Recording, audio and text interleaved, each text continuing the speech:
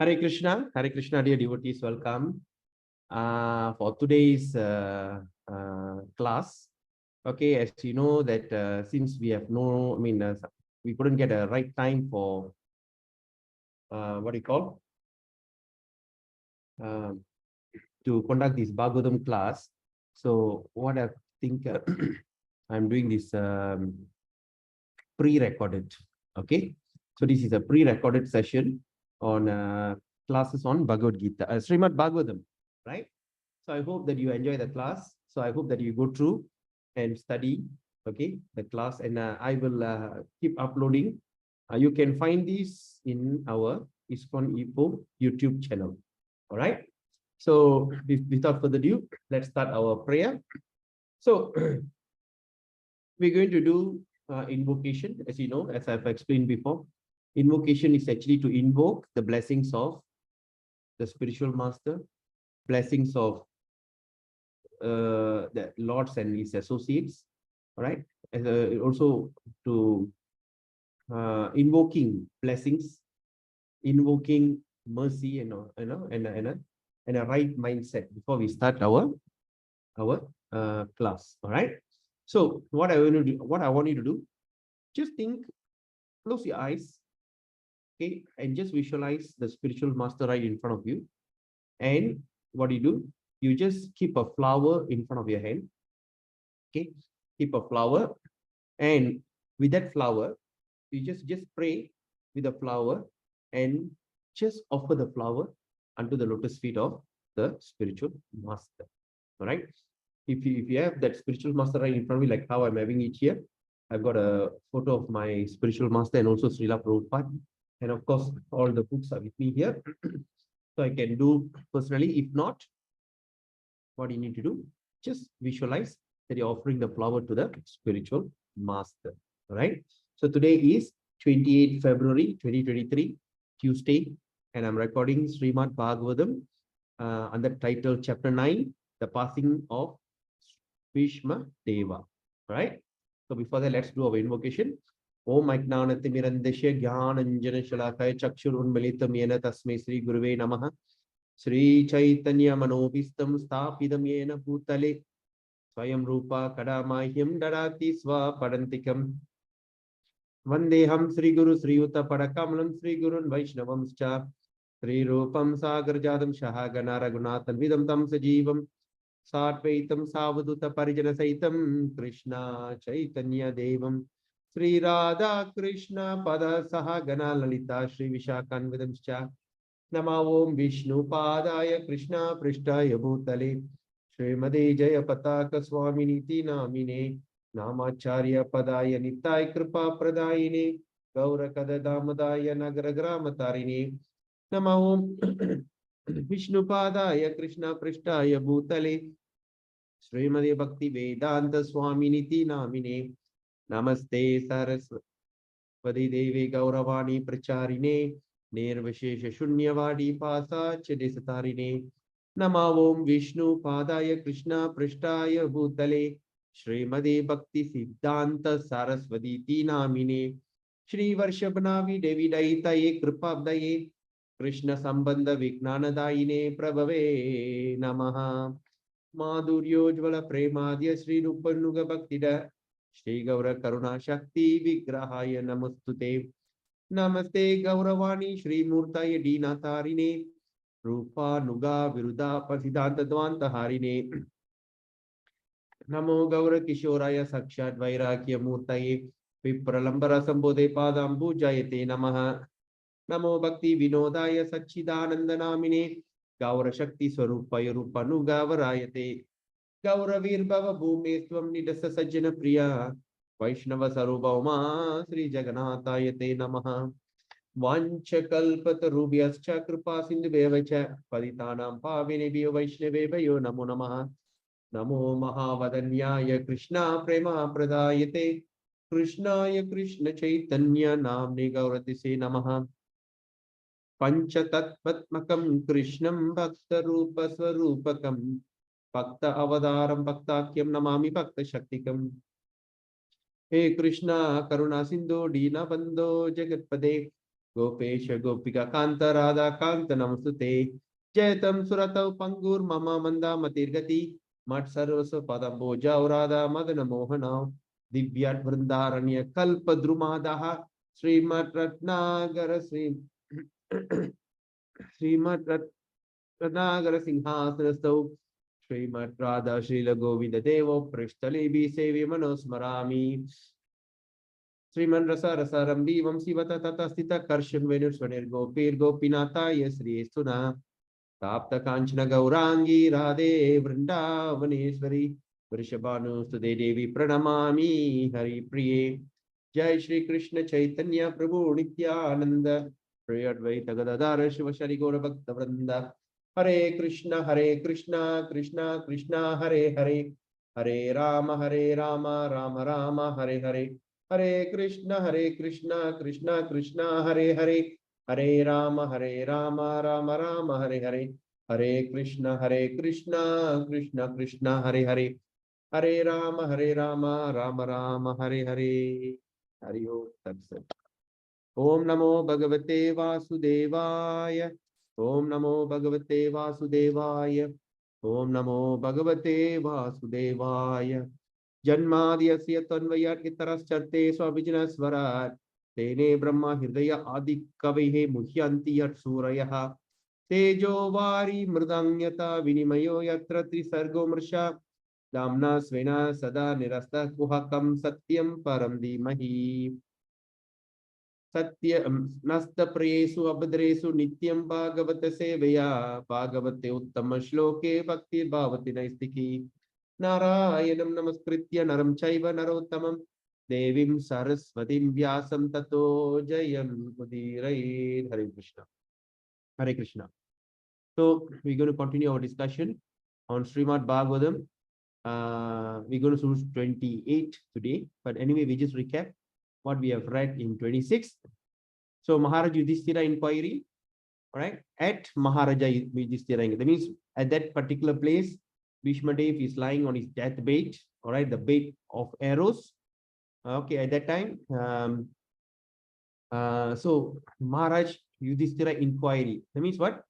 At Maharaja, that means after, due to Maharaj Yudhishthira inquiry, all right. So what did Bhishma did? Bhishma Dev first defined all the classification of caste and order of life. All right, as we discussed the day, caste and orders of life. All right, that means the division, the natural division. All right, in terms of individual qualification. Okay, individual qualification. Then he systematically in twofold division described counteraction. All right, by detachment and interaction by attachment. Then in text 27, we also read, he then explained by division, right? He then explained by division, acts of charity, the pragmatic activities of a king and activities for salvation. Then he described the duties of women and devotees, both briefly and extensively, right? So today we're going to do text 28. Dharmata kama mokshamscha sahopayanyata mune nanakyane aseshu varnayang asa tattvavit dharmartha kama mokshamscha sahopayanyata mune nanakyane aseshu varnayang asa tattvavit Dharmata kama mokshamscha sahopayanyata mune anakyane varnayam asatatvavit. It's a very interesting verse, right? Dharma, occupational duties. Artha, economic development. Kama, fulfillment of desires. Mokshan, ultimate salvation. Cha, and Saha, along with. Upayan means yata, as it is. Mune, O sage. Nana, various. Akhyana, by recitation, right, of historical narration, reciting a recitation of historical narrations. itihaseshu, in the histories, varnayam asa, describe tattvavit, one who knows the truth. Translation and purport by His Divine Grace, A.C. Bhaktivedanta Swami Srila Prabhupada Ki Jai. Then he decided, then he described the occupational duty of different orders and status of life, citing instances from history, for he was himself well acquainted with the truth. All right. So now, Bhishmadev is describing the occupational duty of different orders, okay, and statuses of life, and how he and where he got reference from, citing from the history, for he has himself well acquainted, okay, by himself he know the truth. Okay, so now let's look at the purport. Incidents mentioned in the Vedic literature such as Puranas. All right. Okay, now let's highlight some of the words here. Okay. All right. So we talk about incidents, okay, mentioned in the Vedic literature. In the Vedic literature, like what? Like the Puranas, Mahabharata, and Ramayana. Okay. What are they? They are actually, they are factual historical narration. Okay. We must remember this. Factual historical narration. Okay. That means this is the factual historical narration. That means, in other words, this is history. All right. And history that happens. All right. It is not a mythology. Like the Westerners, they say. For instance, for the atheist, all right, for the people who have less intelligence, anything that they couldn't perceive, they call it as mythology. And what is mythology is? Mythology means something which is imagination, or like a grandma story. All right. Okay, let's see. All right. So let's see what does mythology says. According to Oxford Dictionary, a collection of myth, especially one belonging to the particular religious cultural tradition. All right. Or it's also called, the field includes that of folklore. Folklore means it's something like a grandmother story. Okay, grandmother story. So this is called the mythologies. But here Prabhupada is explaining, right, that this is not a myth.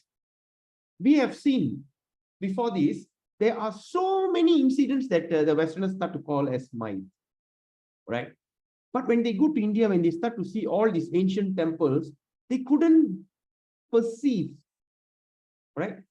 When you look, there's one temple in Varadaraj, okay, Varadaraj, what they call? Kanjipuram, Varadaraja temple. There is a stone made, there's a chain made of stone. It's a chain. All right, chain. It's made of rock. All right, and what type of rock? Granite. How could they do it? Right, and what kind of might they are talking about? But there is a story how they get it done.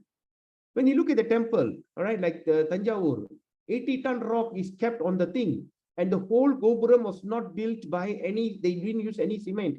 It's interlocking technology. They take this and take it, lock. They brought it up, and it withstand all earthquakes and all these things, right? How is that possible? Okay, so now we should understand, as we are the students of Bhagavatam, we should understand whatever things that we learn in Bhagavatam, all right? Even sometimes if we say that, hey, it doesn't make sense, but it is the factual historical narration, all right? It is not something like imagination, all right? So that took place sometime in the past, although not in chronological order, all right? Such historical fact being instructive to ordinary men were assorted without chronological reference. Besides that, all right, what does that mean? So sometimes when you see here, there's no chronological order, means there will be like things are up and down, it's not arranged properly, right? So that's what it says. So besides that, they happen on different planets. Sometimes it happens different planets in different universes, all right? It also can happen in a different universes.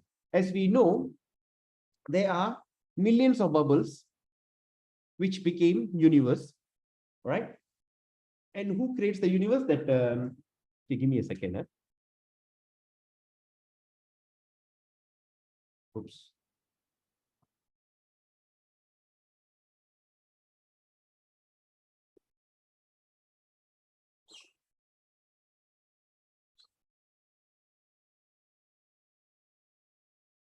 All right. So when we talk about this, as we understood, we have understood the day, how there's a thousands of bubbles, millions of bubbles, unlimited bubbles, and through that bubble, is each bubble are every universes. And I also remember, I was telling a story about Brahma when he came to see Krishna, and Krishna's friend was asking.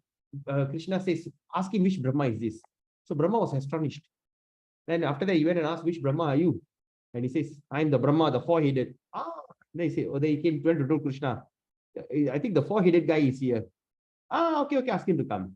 The first thing when Brahma went and saw Krishna, he said, "What do you mean, Krishna?" You asked, "Which Brahma is this?" I thought I'm the only Brahma. Then Krishna, what he did, he went and called all the Brahmas around, and everybody came.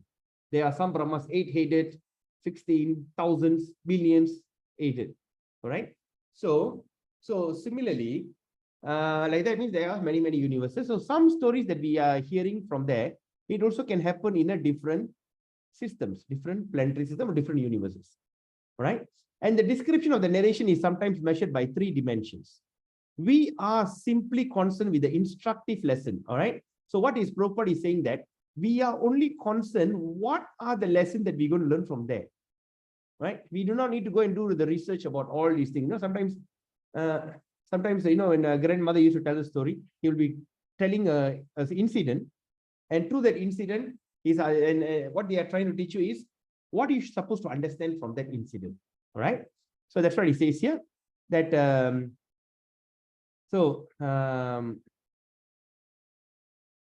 okay, where is it? Actually, in relation to sometimes.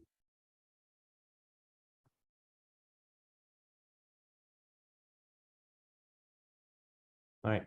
So, okay. So we are simply concerned about the instructive lesson, all right, from such an incident.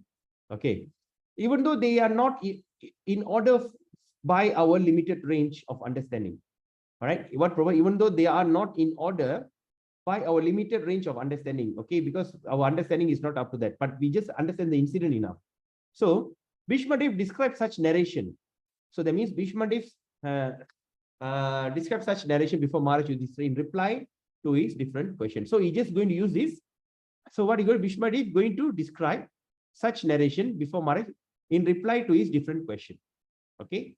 Now I hope you understand this. Okay. Now let's go to the text 29.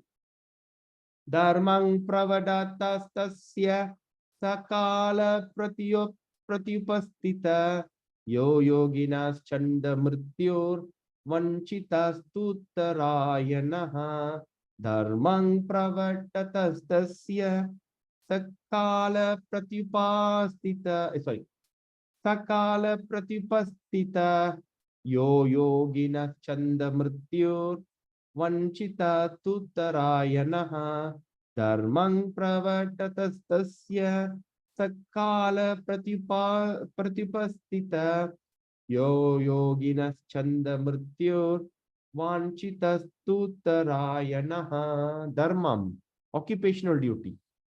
Pravadatta, while describing tasya, he saw that kala, time, pratyupastita, exactly appeared. Yeah, that is yogina.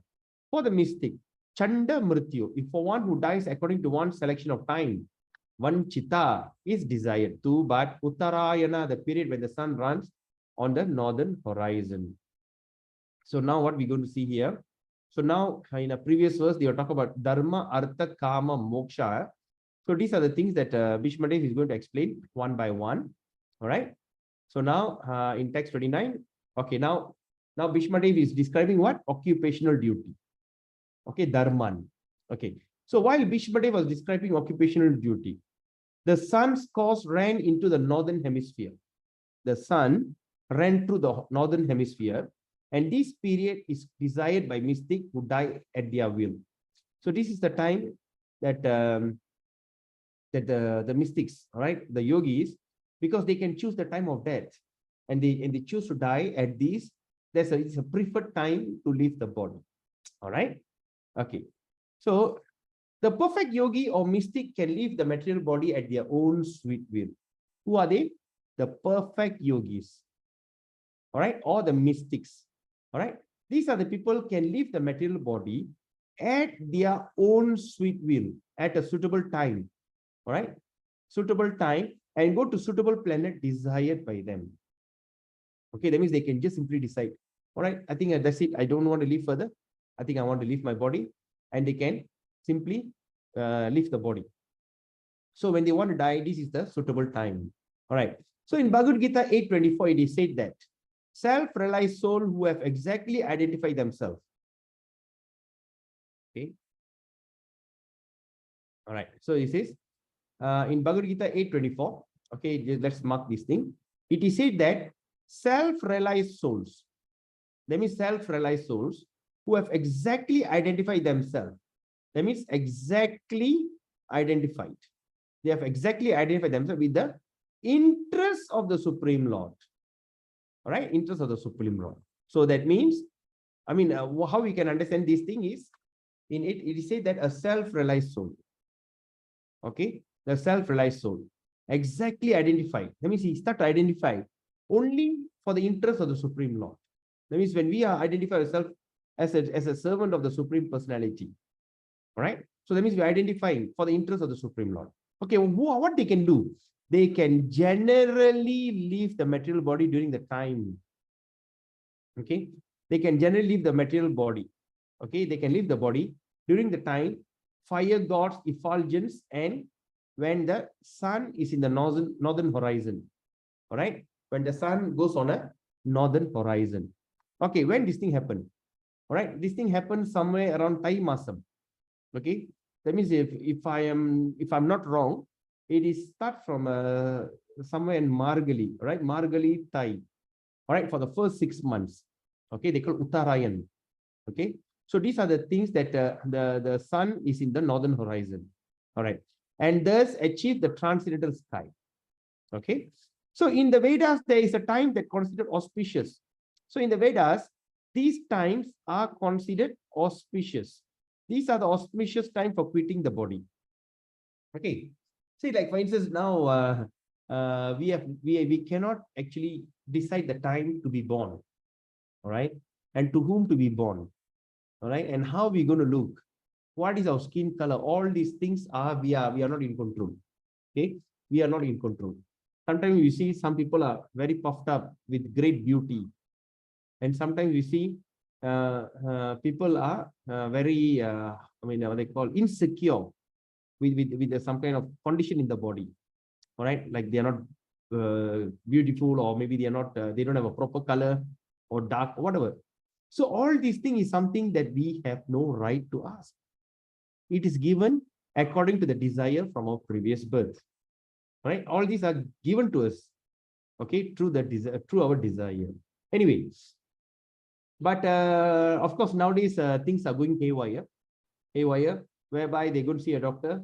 First they go to see astrologer, and the astrologer son say if your son born at on this particular time, this particular tithi, they will be very successful. Right? Like in India especially, they say, what is the time to be born? Okay, and then the silly astrologer will ask, what do you want your son to become? Oh, I want my son to become a lawyer. I want my son to be an engineer. Oh, really? Then you just check the astrology. He say, oh, your son has to be born on this particular tithi. Weird, right?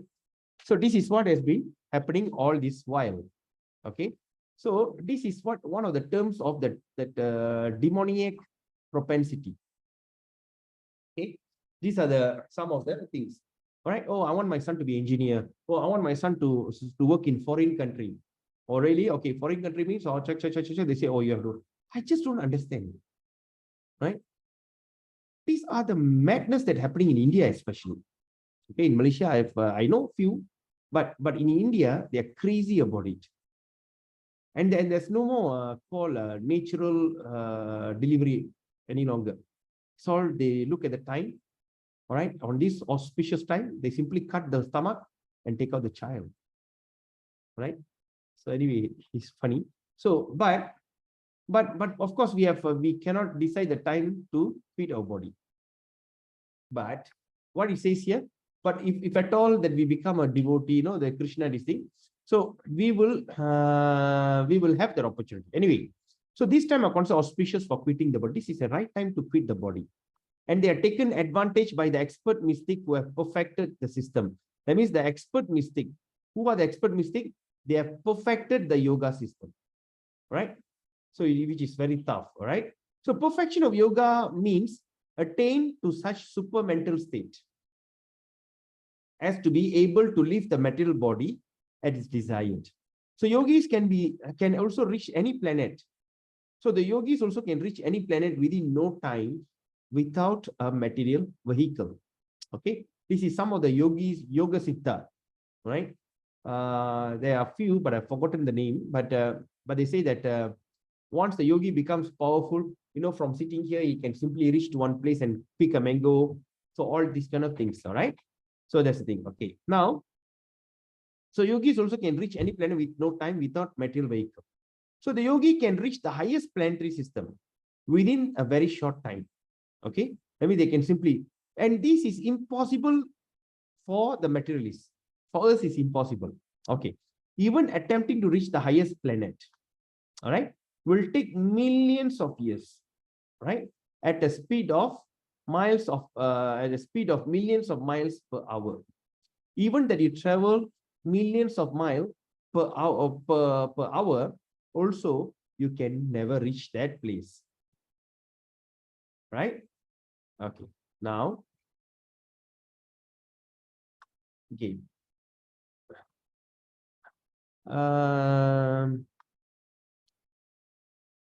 Okay, this is a different science. And Bhishmadev knew well how to utilize it. That means Bhishmadev no. He was just waiting for the suitable moment. That means he was just waiting for a suitable moment to quit his material body. He's just waiting for a time to quit his body. And the golden opportunity arrived. So there's a time the golden opportunity arrived when he was instructing the normal grandson. So while he was instructing the grandson, he got that opportunity. Okay.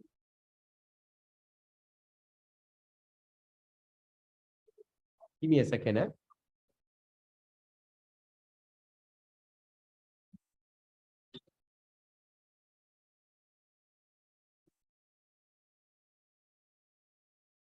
All right. So instructing the normal grandson, the Pandavas. So he thus prepared himself to quit his body before the exalted Lord Sri Krishna. Okay. The pious Pandavas and the great sages headed by Bhagavan Vyasa, etc., and all great souls. Okay. Now let's go to 30. Okay, what is 30 says? Tadopasamhirtya gira sahasnavir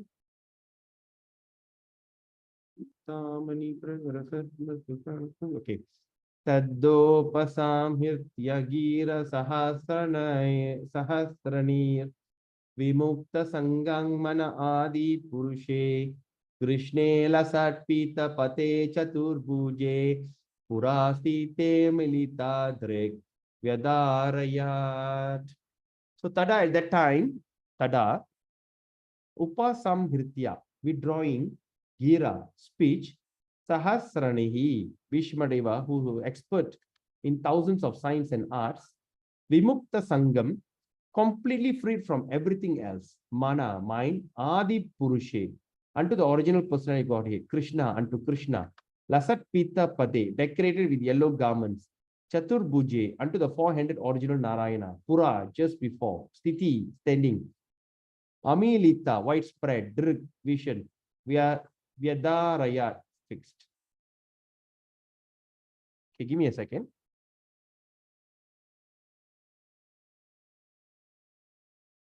All right. Now we are at this text 30. So what he says, thereupon, that a man who spoke on different subjects, okay, thereupon that man who spoke on different subjects with thousands of meanings and who fought on thousands of battlefields and protected thousands of men, stopped speaking, and being completely freed from all bondage, withdraw his mind from everything else and fixed his wide open eyes upon the original personality of God, Sri Krishna, who stood before him, four-handed, dressed in yellow garments that glittered and shine. In the momentous hour of leaving the material body, okay, this is very important, right? This is very important that we all should be understand this very important because here Prabhupada is explaining, right?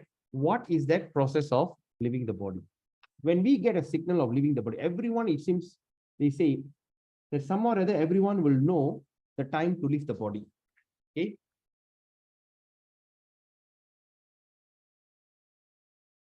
So at that particular moment, the person should not be agitated, should not be uh, afraid, right? Afraid, and should not be panic. Okay. At that particular moment, as what we have learned here, a very important lesson about this thing, he says that, okay, thereupon the man who spoke on different subjects, Bhishma Dev spoke on different subjects, and all the subjects has thousands of meanings. All right. At the same time, he also fought on thousands of battlefields and protected thousands of men. Such a great, valiant warrior. All right. What he did is stop speaking. Okay. And then completely freed from all bondage. He freed himself from all kind of attachment, identifying himself, identifying his grandchildren, identifying himself as a Kuru dynasty. All that he just threw away, right? And what he did, he withdrew his mind from everything else and fixed his wide open eyes, right? So that means he withdrew his mind from everything else, right? And fixed his wide open eyes upon the original personality of God, Sri Krishna, who stood before him four-handed and dressed in yellow garment that glittered and shined. So, devotees, it is very inauspicious, right? When we go to the person who's going to leave the body, right? And we go and hold them, hold their hand, cry, telling, I miss you, I love you. All these kind of things is very dangerous. We should, as a descendant, as a son, as a daughter, or a spouse, or a relation or relative, what we should do here is we should not make the person remembers all the things which has done. We should always engage him in the remembrance of the personality of God. And that's the time they are in a dire needs. All right, their mind is like reeling. The mind is reeling very strong. All right, it's going around reeling, and all the things they'll be coming into the mind. What are the good things? What are the bad things? All the things what are the regrets they have? Everything start to reel. So at that particular moment, we shouldn't go and tell them, oh, this thing happened. Oh, if you go, who will look after my children? Who will do this thing? Do not. It's all very inauspicious. All right. So, of course, when he leaves his body, he's no longer yours. At the same time, he was never yours. Okay, when like I say, like when my father passed on, previously he was different. He was belonged to somebody, and he fathered someone else. And in this birth, he became my father. And after he left his body, maybe he might have become father to someone, son to someone. I don't know where he went. Right. So there's no point. Of course, we are what do you call? We are emotionally bonded. Sometimes of course, this thing we can say theoretically, but the emotional bonding is very, very powerful. So that's when we should have that power of discretion. We must have that intelligence to decide. All right. So now let's look at some of the examples. What Prabhupada explained here. Right, it's very important. In the momentous hour of leaving his material body, Bhishma Dev set the glorious example concerning the important function of the human form of life. The important function of the human form of life. Okay. The subject matter which attracts the dying man Okay. That means the subject matter which attracts the dying man becomes the beginning of his next life. Please remember this. The subject matter which attracts the dying man becomes the beginning of his next life. Right? So that means at last particular moment when the person, what attracts him? That's going to be his starting of his next life. And it's not worthy sometimes. Therefore, if one is absorbed in thoughts of the Supreme Lord Sri Krishna, he is sure to go back home, back to Godhead, without any doubt. This is confirmed in Bhagavad Gita 8:5 to 15. Let's see what it says. 8:5. Whoever at the time of death quits his body, remembering me alone, at once attained my nature. Of these, there is no doubt. Okay? And whoever, he didn't say Brahmana, he didn't say Shad. No, he said whoever, anyone, at the time of death quits his body, remembering me what? Alone. Remember this word, alone. It is not remembering Krishna along with the children, remembering Krishna, but thinking about a wife, or thinking about Krishna, oh, my house. No, just thinking him alone. At once attain my nature. At this, there's no doubt. Okay. And whatever state of being one remembers. Now, whatever state of being one remembers when he quits his body, that state will attain without fail. Okay. At whatever state being one remember, if one remember and when he quits his body, that state he will attain without fail. Okay. Therefore, Arjuna, you should always think of me. Krishna says, you should always think of me. So thinking of him is actually Krishna consciousness. All right. We are thinking of him. Thinking of Krishna is Krishna conscious. All right. So think of me. And what Krishna says, he said, he asks you to think of him in different form. He said, think of me. All right. In the form of Krishna. Think of me in the form of Krishna. He didn't say, think of me in the form of Parshuram. Think of me in the form of other expansion. He said, think of me in the form of Krishna. Right? Because you must understand, Bhagavad Gita is a confidential book. Right? That is its internal potency, Iladini Shakti, its internal potency is revealing in this Bhagavad Gita. And he's teaching the topmost yoga system. The topmost achievement a man can go. That is Bhagavad Gita. So what Krishna says here in 8:7, he says, think of me in the form of Krishna. Okay. At the same time, carry your prescribed duty. So carry your prescribed duty. Right? Without your activities dedicated to me, okay, and your mind and intelligence fixed on me, you will attain me without doubt. Okay, with your activities dedicated to me and your mind and intelligence fixed on me, you will attain me without doubt. He who meditates on the Supreme Personality of Godhead, his mind constantly engaged in remembering him. Okay, he who constantly meditate upon the Supreme Personality of Godhead, his mind constantly engaged in remembering Krishna, undeviated from the path. O son of Pratha is sure to reach me. So what are the things here? Undeviated from the path. That means when you have taken Krishna consciousness very seriously, you are not deviating from the path of Krishna consciousness. Okay? One should meditate upon the Supreme Lord as one who knows everything. Okay? And he who is oldest, who is the controller, who is the smaller than the smallest, who is the maintainer of everything, who is beyond all material conception, who is inconceivable, and who is always a person. He always a person. He is luminous like the sun, and being transcendental is beyond his material nature. One who at the time of death fixes his life air between his eyebrows, in full devotion, engages himself in remembering, engages himself. What does it mean? That means it is not engaging in the bodily engagement.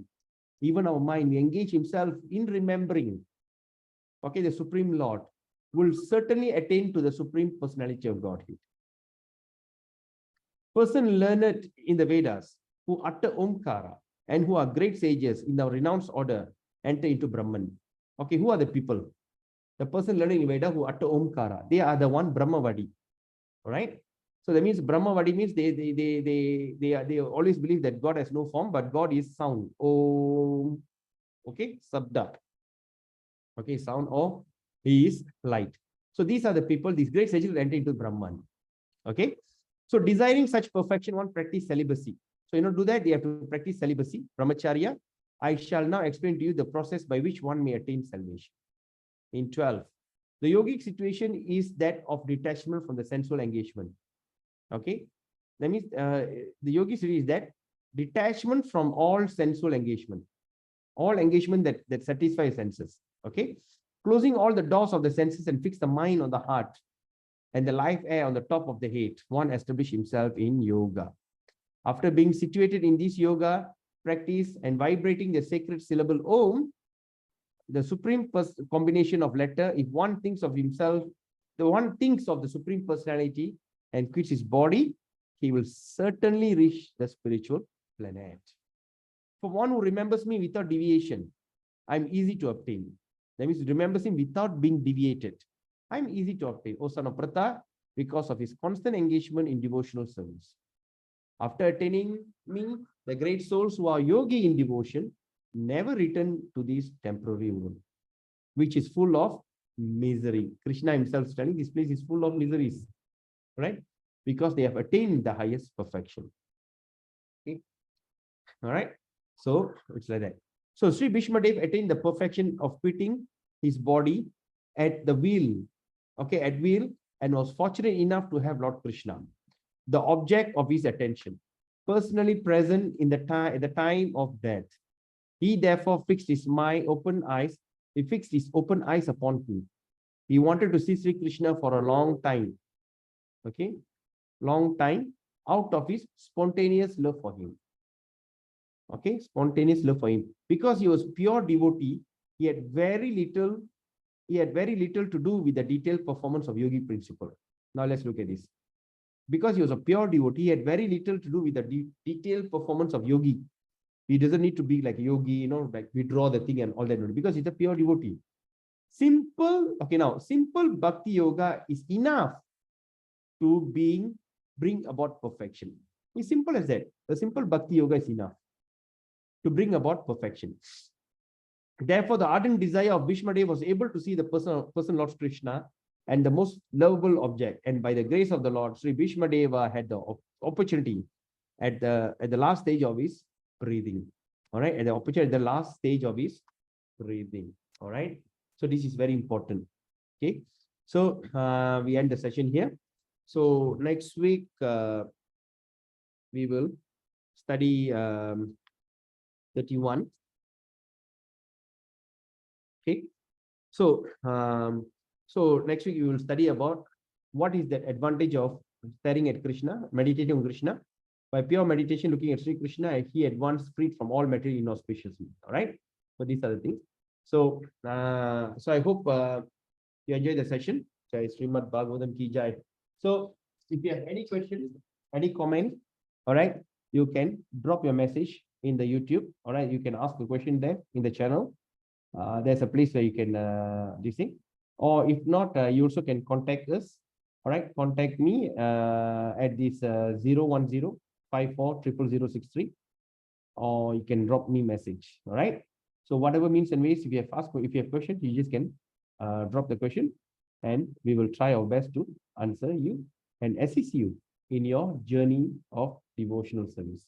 All right. So meet again on Thursday. On Thursday is going to be a live class. All right, because Tuesdays I've got a lot of engagements, so I couldn't do a live class. So that's why I'm doing this pre-recording. So on Thursday, we will have a live Bhagavad Gita session. Till then, have a wonderful day. Vanchakalpatarubhyascha kripa sindhubevacha paditanam pavinebhyo vaishnave bhayo namo namaha. Hare Krishna, Krishna Krishna, Hare Hare, Hare Rama, Rama Rama. Have a nice day. Okay, see you again. Hare Krishna. Gauranga.